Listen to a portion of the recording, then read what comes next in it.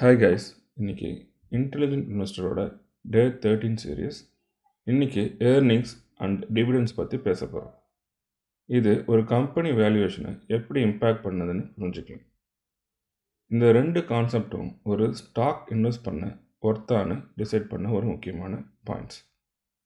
இப்போ டீட்டெயில்டாக பார்க்கலாம். Okay, next important of earnings பற்றி பார்ப்போம்.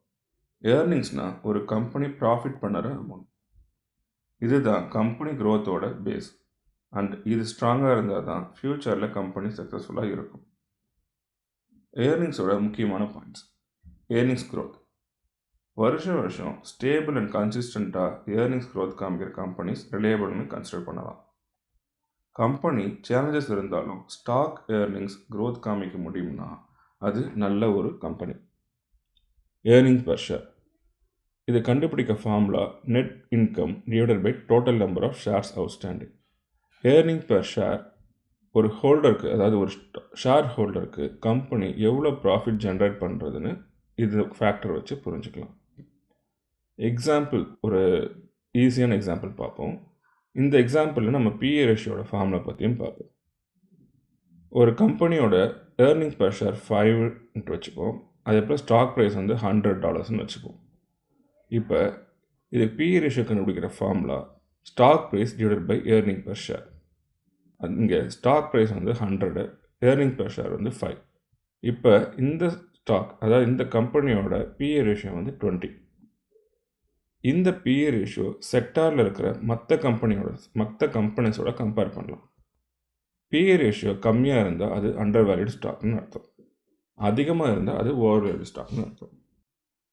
த ரோல் ஆஃப் டிவிடெண்ட்ஸ். டிவிடெண்ட்ஸ்னால் ஒரு கம்பெனி ஷேர் ஹோல்டருக்கு கொடுக்குற ப்ராஃபிட்டோட போர்ஷன்.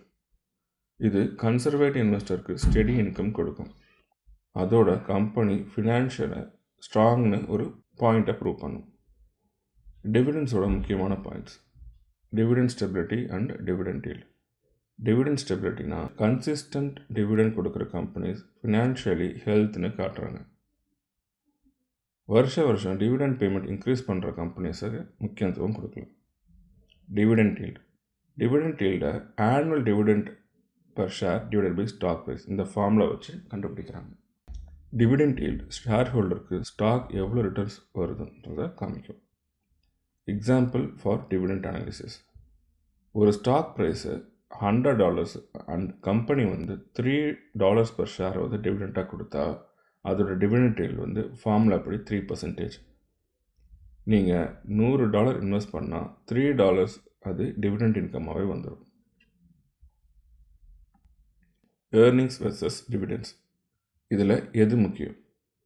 ஏர்னிங்ஸ் அண்ட் டிவிடெண்ட்ஸ் ரெண்டுமே முக்கியம்தான், ஆனால் ரெண்டுக்கும் வித்தியாசம் இருக்குது. ஃபஸ்ட்டு ஏர்னிங்ஸ் பற்றி பார்ப்போம். ஏர்னிங்ஸ் கம்பெனி ப்ராஃபிட்டபிலிட்டியோட இண்டிகேட்டர். ஃப்யூச்சரில் க்ரோத் இருக்குன்றது இதை வச்சு நம்மளுக்கு தெரியும். டிவிடெண்ட்ஸ் கன்சர்வேட்டிவ் இன்வெஸ்டருக்கு ஸ்டேபிள் இன்கம் கொடுக்கும் அண்ட் சேஃப்டி ப்ரொவைட் பண்ணும். கிரஹாம் சாரோட அட்வைஸ்.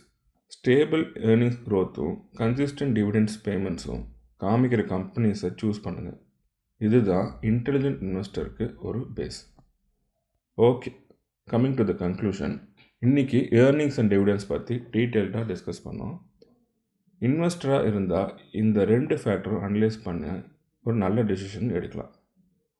நெக்ஸ்ட் செஷனில் இன்டெலிஜென்ட் இன்வெஸ்டரோட இன்னும் ஒரு இன்ட்ரெஸ்டிங் டாப்பிக்கை பேசலாம்.